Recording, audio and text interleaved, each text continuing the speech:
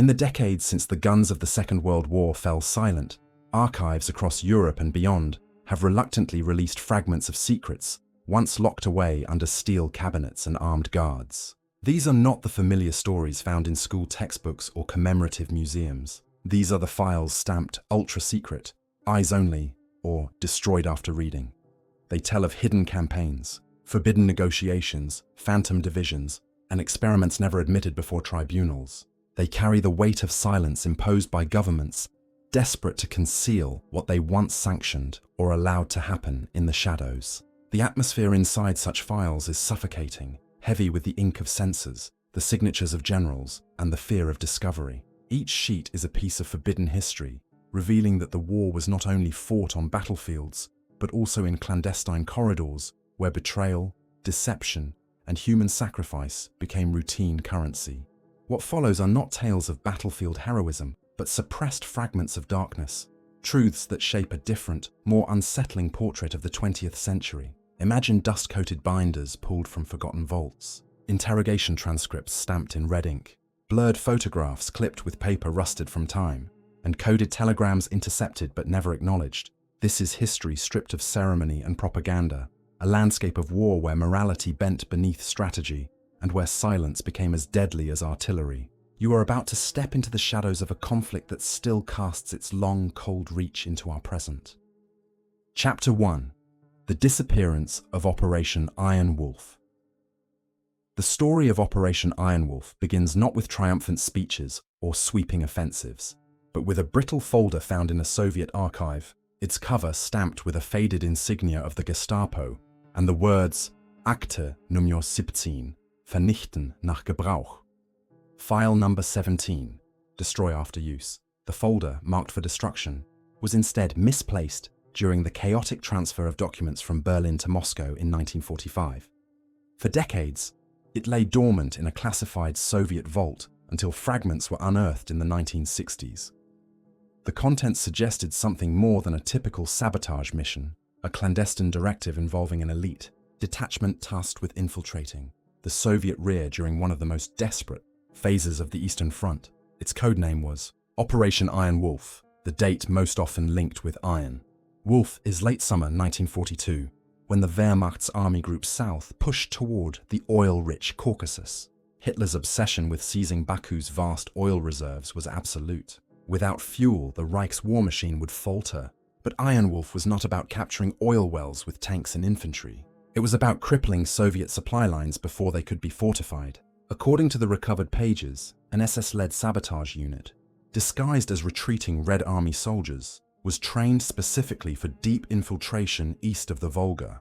These men carried forged Soviet identification, weapons stripped from captured stockpiles, and small capsules of cyanide to ensure silence if captured. Unlike ordinary troops, their existence was denied at every level of command. The Abwehr, Germany's military intelligence service, coordinated the logistical foundation. Records indicate that operatives received briefing materials in Königsberg before being smuggled across neutral Turkey. Turkish territory, officially neutral, became a staging ground where couriers provided forged Soviet passes and pre-arranged caches of weapons. These caches contained not only rifles and explosives, but also radios tuned to Soviet frequencies, allowing the infiltrators to masquerade as legitimate Red Army detachments. One marginal note in the file refers cryptically to Operation Feuernebel, Fire Mist, a diversionary bombing campaign meant to cover the infiltration. Whether Fire Mist was ever executed remains unknown, but Soviet air defense records from Baku in September 1942 report unexplained Luftwaffe sorties with no clear objective.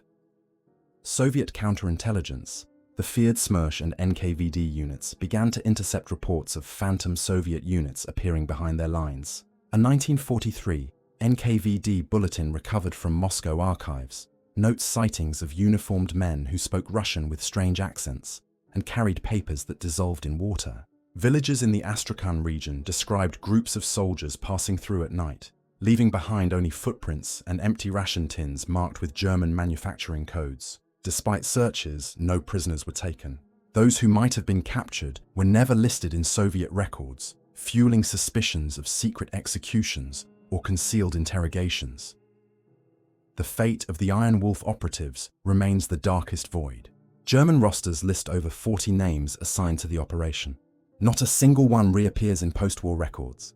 No graves, no trial transcripts, no prisoner exchange mentions them. It is as if they were erased.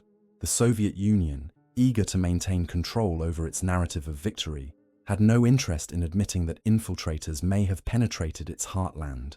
Western intelligence agencies, especially the newly formed CIA, later searched Soviet archives for evidence of captured operatives, suspecting they had been turned during the Cold War. A declassified 1958 CIA memorandum, discovered decades later, references theoretical assets derived from Iron Wolf personnel, but provides no proof.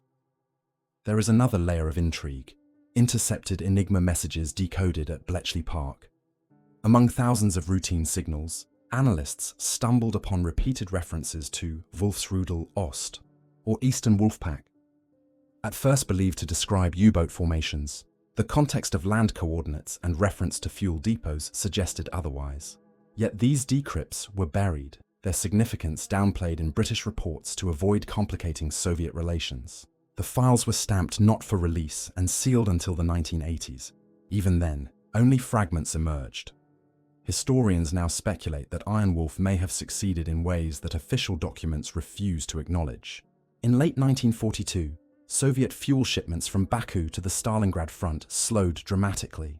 Official explanations cite infrastructure strain, but newly surfaced testimonies suggest sabotage.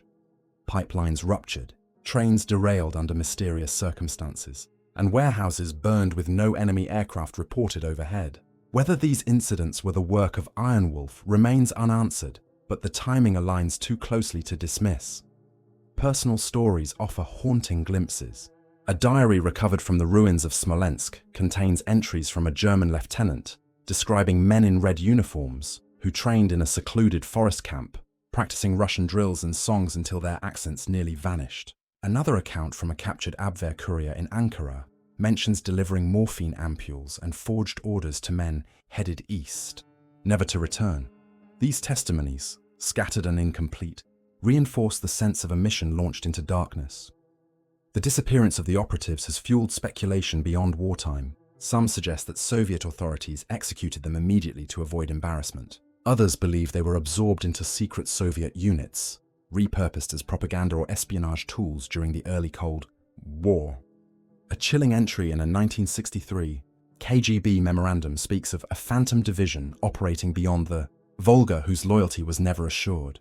The phrasing is ambiguous, yet it implies awareness of something still in motion long after the war's end. Today, what lingers is not certainty, but unease. Operation Iron Wolf embodies the war's hidden dimension. Strategies so secret that even their failures were buried. Missions so dangerous that survival meant invisibility. The missing men are ghosts of a conflict fought not only with tanks and artillery, but with deception, silence, and disappearance. The sealed files, the vanished names, the unexplained disruptions, all combine into a narrative that resists closure. In the end, the story of Iron Wolf is less about what is known than what remains deliberately obscured. A wound stitched shut by the victors, yet still seeping through the cracks of forgotten archives. Chapter 2: The Hidden Pact of Kraków Shadows. Among the scattered ruins of occupied Poland, resistance was forged not only in the forests and city streets, but also in the secret rooms where intelligence officers gambled their lives on impossible alliances. One such story, buried for decades beneath layers of Soviet and British censorship, is that of the Kraków Shadows Agreement. The existence of this pact was denied by both Moscow and London, yet fragments of intercepted transmissions, seized archives, and testimonies smuggled out during the Cold War reveal that in 1940, in a dimly lit apartment near Krakow's Old Town, representatives of the remnants of the Polish intelligence service and agents of the Soviet NKVD sat across a table littered with maps, rationed cigarettes, and silence heavy with suspicion. Their goal was not reconciliation or friendship, but survival against the Gestapo's iron grip. The background is essential. After the German invasion of Poland in September 1939, the country was carved apart by the Molotov-Ribbentrop Pact, with the Nazis occupying the West and the Soviets annexing the East. For Polish intelligence officers, Betrayal was already a lived reality. Their colleagues had been slaughtered in the Katyn forest, their networks dismantled by both occupiers. And yet, by 1940, fragments of the intelligence community refused to vanish. These survivors sought channels to strike back against the Germans, even if it meant negotiating with their sworn enemies in Moscow. According to one decrypted Enigma intercept preserved at Bletchley Park, references appeared in German reports to unexplained leaks of Wehrmacht troop movements in the general government, the Nazi-controlled central portion of Poland. The Germans suspected local sabotage, but the precision of the leaks suggested something more coordinated. Soviet documents, declassified after the collapse of the USSR, reference a project called Operacja 10, Operation Shadow, aimed at cultivating informants within occupied Poland. When the two records are overlaid, a chilling possibility emerges. The Kraków Shadows Agreement was real, a clandestine pact between sworn enemies forged in desperation. The structure of the agreement, reconstructed from surviving testimonies, was grim. Polish intelligence officers provided local information, Gestapo patrol routes, SS headquarters addresses, and the identity of informants betraying the underground. In return, the NKVD promised to share select Wehrmacht deployment data gathered from Soviet reconnaissance. It was not friendship, but barter, survival by calculated risk. Yet the asymmetry of power was obvious. Moscow held the upper hand, and Stalin's agents exploited it mercilessly.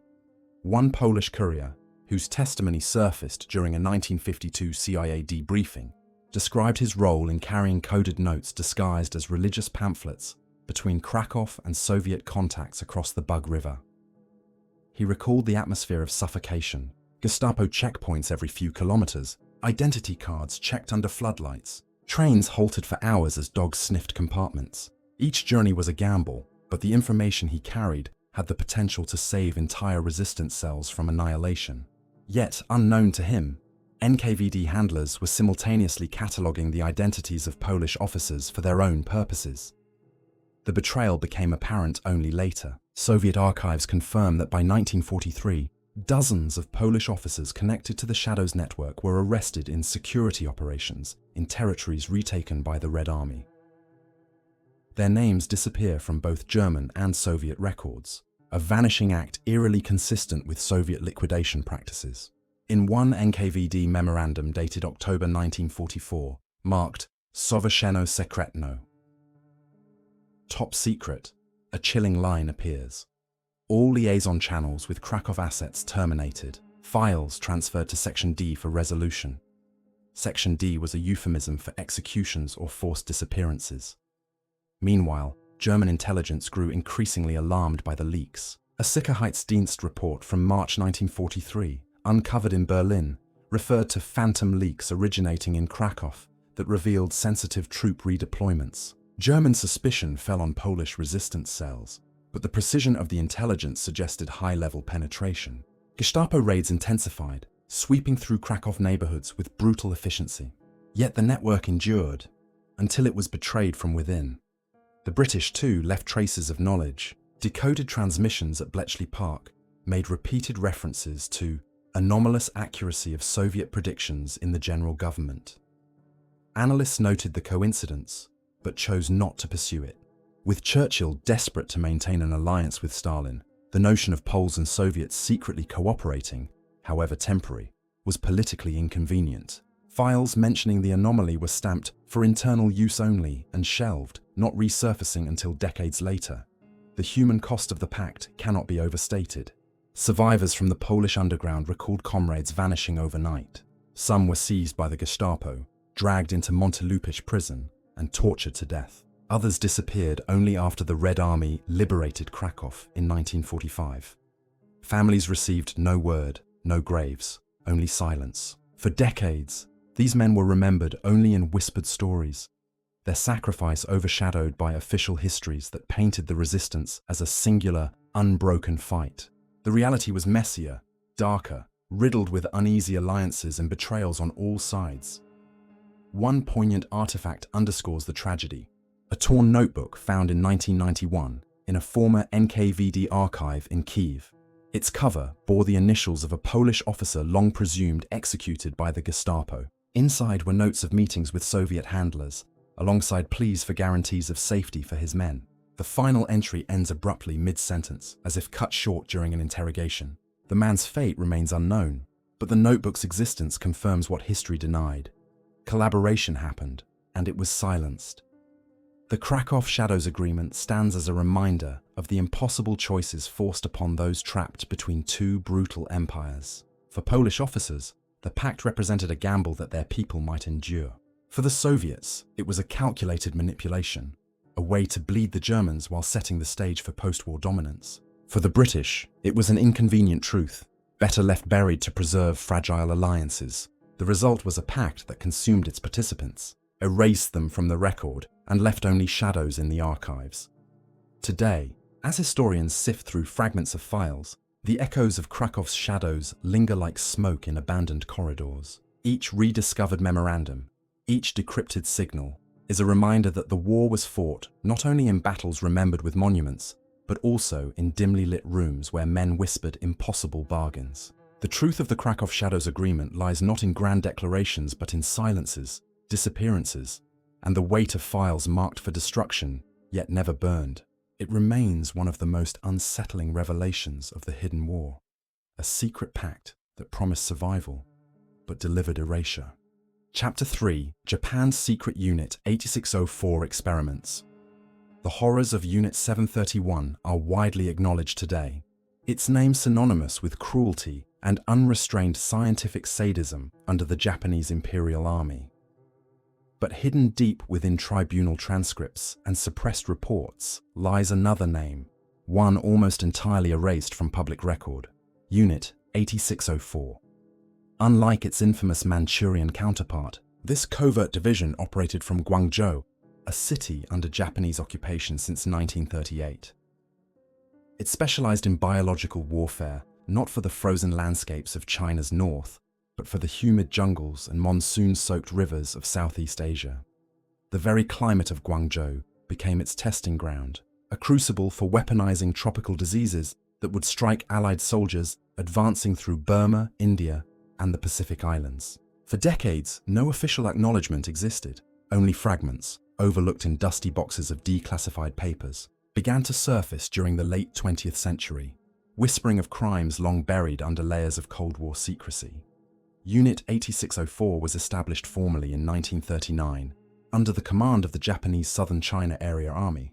Records suggest it was staffed by over 1,000 personnel, including physicians, bacteriologists, and military police. Its headquarters, disguised as the Guangzhou Epidemic Prevention and Water Supply Unit, stood near the Pearl River, presenting itself as a facility dedicated to public health. In reality, behind locked wards and sealed laboratories, prisoners were brought in from surrounding villages, Chinese civilians, resistance fighters, and the occasional captured Allied operative. The walls were lined with cages of infected fleas, vats of cholera cultures, and sealed chambers where air humidity could be altered to mimic jungle conditions.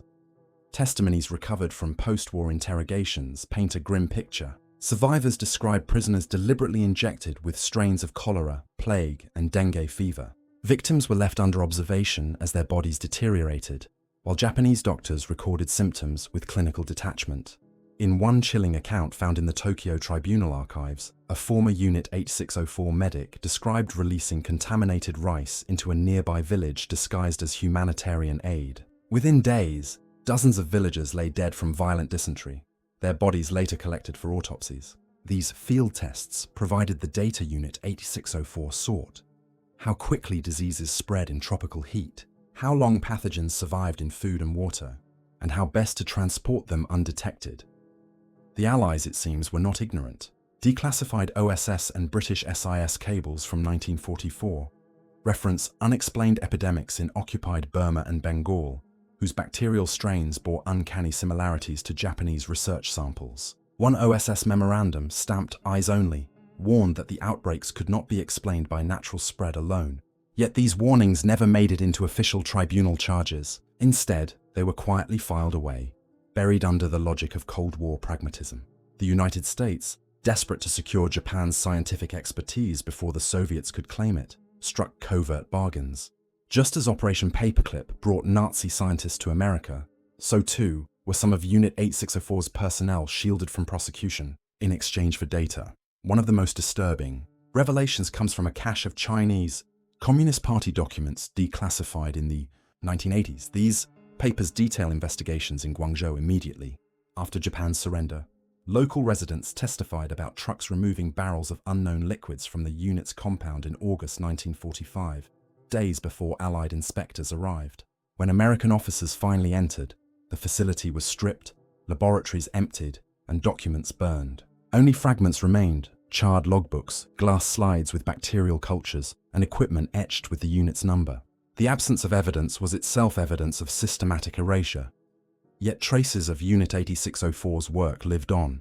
Between 1943 and 1944, Allied forces in Burma and India reported sudden outbreaks of cholera that decimated both troops and local populations.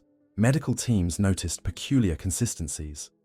The bacteria displayed unusual resistance to common disinfectants, and infections spread even in controlled environments. Later genetic analysis, performed decades after the war, revealed markers consistent with laboratory manipulation. While historians debate the extent of Japanese culpability, the overlap with Unit 8604's timeline and focus on tropical pathogens is undeniable. Cold War politics further obscured the truth. During the 1950s, US military research into biological warfare expanded rapidly, and whispers emerged among intelligence circles that some of the Guangzhou data had been integrated into classified programs. A 1958 CIA report, long buried until its declassification in the 1990s, noted that Japanese experimentation in South China provided unique insights into pathogen survival under humid tropical conditions. No attribution was made, no names were cited, but the reference could only point to Unit 8604. The moral compromise was stark. Evidence of atrocities was deliberately suppressed in exchange for scientific advantage. The human stories behind the statistics are devastating. Villagers in Guangdong province passed down oral histories of the poisoned rice, tales of entire families wiped out after consuming food handed out by Japanese troops. Resistance fighters captured near Guangzhou were never seen again. Their families told only that they had disappeared. Decades later, excavations near the former compound uncovered shallow pits containing human remains, many showing signs of disease pathology rather than battlefield wounds. The skeletal evidence aligned with testimonies of deliberate infection. Perhaps the most haunting document is a personal letter, written by a Japanese technician smuggled out before his execution for war crimes unrelated to Unit 8604. In the letter, he confessed that we became shadows in white coats, erasing lives not with bullets but with drops of water and grains of rice. His words, fragmented and smeared with age, give voice to the silent victims whose suffering was buried under secrecy. The Tokyo War Crimes Tribunal touched only briefly on Unit 8604, its existence overshadowed by the larger spotlight on Unit 731. Several individuals were indicted but quietly disappeared from trial records, their names struck off lists with no explanation. The political bargain was simple. Justice for victims was sacrificed for intelligence gains. As a result, Unit 8604 never entered mainstream historical consciousness. Its crimes dissolved into silence. Today, the legacy of Unit 8604 is a cautionary tale of suppressed truths. Its existence demonstrates how war crimes can be erased not only by perpetrators, but by those who stand to benefit from the knowledge extracted through suffering. The victims, nameless in most records, remain unacknowledged in official histories. The pathogens they endured, however, left their mark. Strange outbreaks during the war, inexplicable anomalies in laboratory research, and a trail of evidence that points to a deliberate campaign of weaponized disease. The shadows of Guangzhou still linger. The compound where Unit 8604 operated has long since been repurposed, its walls rebuilt, its laboratories demolished. Yet beneath its foundations lie scars in the soil, traces of chemicals and pathogens that outlast the men who once wielded them.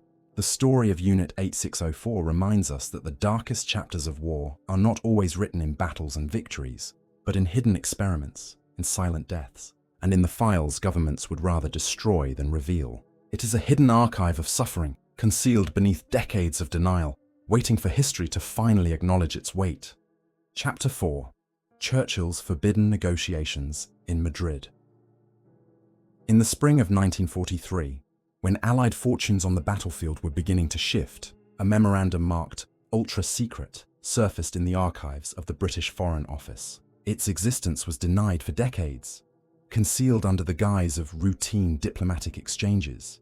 Yet its contents reveal a disquieting possibility that emissaries of Winston Churchill himself authorized covert contacts with Heinrich Himmler's representatives in neutral Spain. The operation carried the codename Vestige, a word chosen deliberately to imply that nothing substantial would remain once the mission was completed. Officially, Britain was committed to total victory, with the Casablanca Declaration proclaiming unconditional surrender as the only acceptable outcome.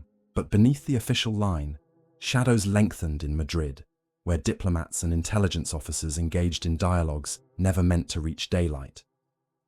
Madrid, in 1943, was a city of espionage. Spanish neutrality made it a breeding ground for intrigue, where German Abwehr officers, British SIS agents, Soviet NKVD representatives, and American OSS operatives all maneuvered under the watchful eye of Franco's regime. The city's cafes and embassies served as listening posts, while hotel rooms became sites of whispered bargains. Within this atmosphere, emissaries from the Reichssicherheitshauptamt, the Reich Main Security Office, allegedly initiated contact with British intermediaries under the pretense of cultural diplomacy. The actual purpose was far darker: to explore the possibility of a separate peace between Britain and Germany, sidelining the Soviets. The memorandum details a meeting in early May 1943 at a villa outside Madrid, attended by a British envoy operating under diplomatic cover, a Spanish intermediary loyal to Franco, and two German representatives linked to Himmler's circle. The Germans proposed an armistice in the West, allowing Hitler to redeploy his forces exclusively against the Soviet Union. In exchange, Germany promised to cease air raids on Britain and to withdraw certain U-boat operations in the Atlantic. For Churchill, whose distrust of Stalin was already profound, the temptation to listen was undeniable, even if only to gather intelligence. Yet the very act of entering such a negotiation risked fracturing the fragile Allied coalition. Evidence of Operation Vestige emerges in fragments. One decrypted signal from Bletchley Park refers to anomalous communications via Madrid Channel. Priority, Churchill eyes only. Another appears in the diary of Sir Samuel Hoare, British ambassador to Spain, who cryptically noted conversations with shadows beyond official sanction during this same period. Soviet intelligence, ever alert to signs of betrayal, intercepted rumors of the talks. NKVD reports from Moscow archives warn Stalin that British perfidy in Iberia cannot be discounted. These suspicions deepened the already strained alliance, feeding Stalin's paranoia that Britain and the United States might abandon him to bleed alone against Hitler.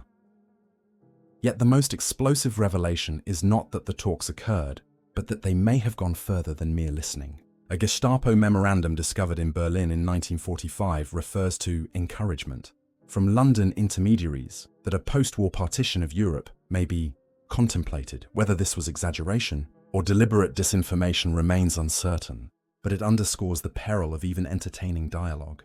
For the Germans, dangling the prospect of peace in the West was a desperate gamble. For the British, it was a dangerous flirtation with betrayal. The closing of Operation Vestige was as secretive as its inception.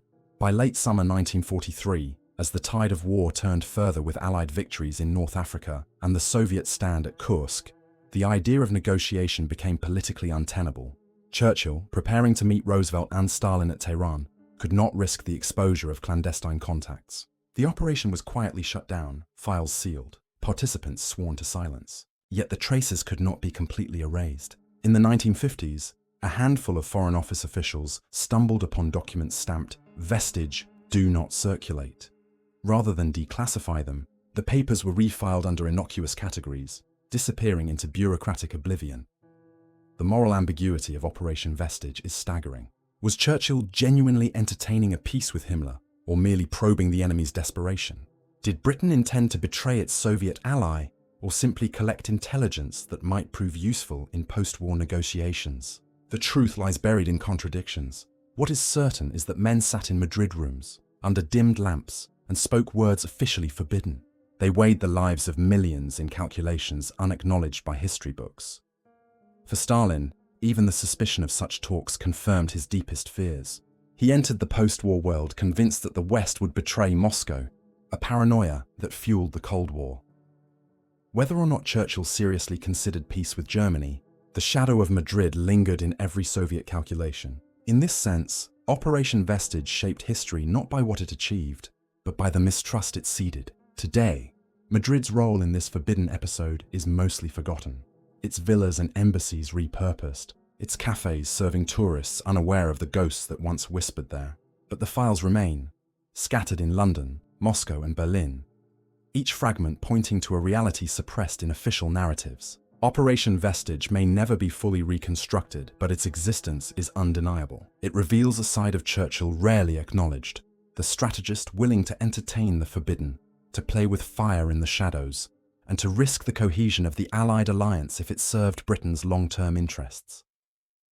The story of these negotiations is a reminder that even in humanity's darkest hour, when the world demanded clarity, leaders sometimes chose ambiguity. The war was not fought only with weapons, but with secret words, covert calculations, and veiled intentions. In Madrid, in the spring of 1943, the fate of nations was toyed with in hushed voices, and the truth was buried under seals of secrecy that held for decades. Operation Vestige stands as a testament to the unsettling truth that even in wars framed as battles of good against evil, the shadows are never far behind. The fragments you have heard form only the beginning of a darker mosaic. Operation Iron Wolf, the Kraków Shadows Agreement, the concealed laboratories of Unit 8604, and Churchill's clandestine negotiations in Madrid.